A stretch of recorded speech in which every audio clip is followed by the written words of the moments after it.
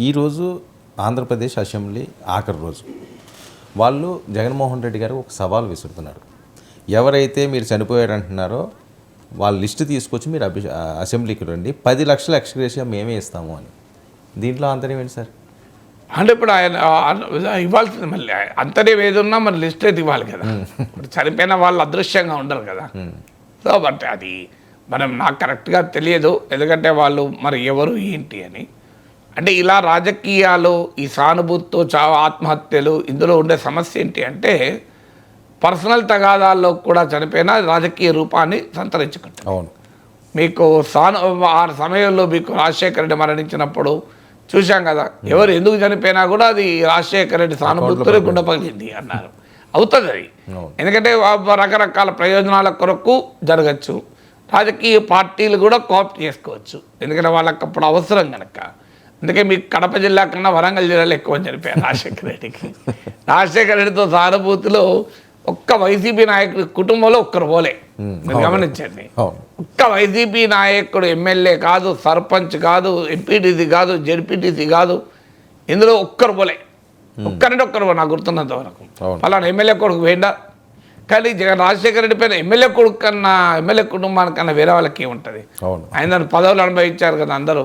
పదవులు అనుభవించిన కుటుంబాల్లో మాత్రం ఎవరు పోలే, సామాన్యుడు పోయాడు పాపం గుండె పగిలి. సో అందువల్ల ఇలాంటి క్యాలిక్యులేషన్స్ ఉంటాయి. అది ఇప్పుడు చంద్రబాబు నాయుడు జైల్లో పడ్డప్పుడు కొంతమంది పోయినరు అన్నారు. చంద్రబాబు నాయుడు జైల్లో పడ్డప్పుడు తెలుగుదేశం పార్టీ నాయకుల ఇళ్లలో ఎవరన్నా ఏమన్నా అయిందా? సామాన్యుడు పోతారు ఇప్పుడు వీళ్ళకు. అందువల్ల ఈ రాజకీయపరమైనటువంటి దాడుల్లో కొంత వ్యక్తిగతమైన డైమెన్షన్స్తో అయినవి కూడా ఉండొచ్చు, ఉండలేమని రావడం లేదు. దాన్ని ఉపయోగించుకుంటారు కదా.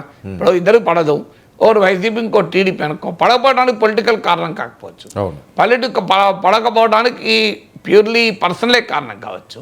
కానీ ఇది అవకాశంగా ఉపయోగించుకుని పొలిటికల్గా రెండు వైపులా ఉంటారు. అందువల్ల డెఫినెట్గా పొలిటికల్ అటాక్స్ అయితే జరుగుతున్నమాట నిజం. ఎందుకంటే ఒక వైసీపీయే కాదు, సిపిఎం నాయకుల పైన కూడా జరిగింది ప్రకాశం జిల్లాలో. సిపిఎం నాయకులను పెన్షన్లు ఇప్పించినందుకు నువ్వోడురా అని చెప్పి కొట్టారు. సో అందువల్ల అది ఆ అగ్రెసివ్నెస్ చూస్తున్నాం కదా. ఇప్పుడు ఏబిఎన్ రాధాకృష్ణ అయితే తెలుగు తమ్ముళ్ళు చంద్రబాబు నాయుడు మీద రెచ్చిపోతున్నారన్నారు. ఆయన చాలా వీకెండ్ కామెంట్ విత్ ఆర్కేలో అనేక సార్లు చెప్తున్నాడు, తెలుగు తమ్ముళ్ళు రెచ్చిపోతున్నారు, చంద్రబాబు నాయుడు పైన రెచ్చిపోతున్నారని. చంద్రబాబు నాయుడు మీద రెచ్చిపోయినప్పుడు జగన్ వైసీపీలో రెచ్చిపోరా? జగన్ మీద రెచ్చిపోరా? ఇప్పుడు సోషల్ మీడియాలో కూడా చూస్తున్నాం కదా, ఒక ఒపీనియన్ చెప్పితే చాలు మామూలుగా అటాక్ చేయడం లేదు. సోషల్ మీడియాలో నాలాంటి వాళ్ళ ఒపీనియన్ చెప్తేనే అతి భయంకరంగా అటాక్ చేస్తున్నారు.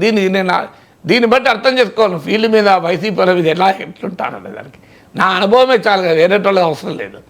ఎందుకంటే అంత అసహనంతో రగిలిపోతున్నారు, అంత అసలు మమ్మల్ని ఏమీ అనకూడదు అనే దశకు వచ్చేసారు. సో అందువల్ల ఈ సోషల్ మీడియాలో అగ్రెషన్ చూస్తే ఫీల్డ్ మీద వైసీపీల మీద ఉండదని నేను ఎలా అనుకోగలను? ఎందుకంటే నాలాంటి నేనే వైసీపీ సభ్యుడినే కాదు, వైసీపీ కార్యకర్త కాదు, నాయకుని కాదు, నాకు వైసీపీకి ఏం సంబంధం? నేను జగన్ కూడా ఇప్పుడు ఇవాళ కూడా విమర్శించాను అనేక అంశాలపైన. సో ఇది మంచి చెడు ఉన్నట్టు చెప్తాం. వాళ్ళతో మాకేం పని, తెలంగాణలో ఎవరితో పని లేదు, ఆంధ్రప్రదేశ్లో ఎవరితో పని. నేను ఇప్పటికీ తెలంగాణ ముఖ్యమంత్రినే కలవాలి ఇంతవరకు. సో నాకు ఆంధ్రప్రదేశ్లో ఏ పని ఉంటుంది చెప్పండి? అంత నాకు వ్యక్తిగతంగా తెలిసినా కలవలేదు, నాకేం అవసరం రాలేదు. పబ్లిక్ ఇష్యూ వచ్చినప్పుడు పోతాను, పబ్లిక్ ఇష్యూ రానప్పుడు నాకేం పని పోవటానికి? సో అందువల్ల కానీ ఇక అంత రెచ్చిపోతున్నారు, అంత అగ్రెషను. చంద్రబాబు నాయుడు కూడా రగిలిపోతే మీకు నేను ఇక ఎవరు వదులుతారు చెప్పండి? ఆ రకమైన స్టేజ్కి వెళ్ళిన తర్వాత ఎవరికి కంట్రోల్ ఉండదు. సో అందువల్ల తెలుగుదేశం నాయకత్వానికి కూడా ఇది ఒక ఛాలెంజ్ అయ్యి, మీరు కంట్రోల్ చేయకపోతే రేపు చాలా ఇబ్బందులు ఎదుర్కొంటారు. ఎందుకంటే ఇక అటానమస్ క్యారెక్టర్స్ అయిపోతారు ఎక్కడికక్కడికి. సో అందువల్ల మనం వైసీపీ మీద దాడులు జరగడం లేదని అనడం లేదు, జరిగిన ప్రతి దాడి పొలిటికల్ దాడి కాకపోవచ్చు, కానీ దాడులు జరుగుతున్నమా నిజం. ఎందుకంటే వీళ్ళు కూడా అలాగే వివరించారు, ఎక్కువ తక్కువ ఎవరని నేనేం ఇప్పుడు బ్యాలెన్స్లో పెట్టి చూడలేను, కానీ బట్ ఆ వన్ సైడెడ్నెస్ అనేది కనబడుతుంది. అందువల్ల ఇప్పుడు ఆ ఛాలెంజ్ స్వీకరించి ఎవరెవరైతే రాజకీయంగా హత్యలు అయ్యా వాళ్ళ పేర్లు తీసి సమాజం ముందు ఉంచాలి కదా, అధికార వ్యవస్థల ముందు ఉంచాలి, కోర్టులో వేయాలి. ఇంతమంది చనిపోయారని ఇదివరకు కోర్టుకు పోయినట్లేదు పొలిటికల్ వైలెన్స్ పైన. లీడర్ ఆఫ్ ద అపోజిషన్ మీద కోర్టుకు వెళ్ళారు తప్ప పొలిటికల్ వైలెన్స్ మీద కోర్టుకు వెళ్ళారు, ఎందుకంటే అది ఫండమెంటల్ రైట్స్.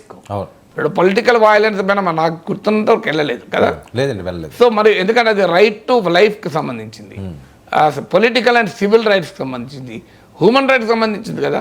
అవును. దానిపైన నిజంగానే వెంటనే కోర్టుకు వెళ్ళాలి. కానీ దానికి వెళ్ళకుండా లీడర్ తప్ప కోర్టుకు వెళ్తే ఏం ఉపయోగం?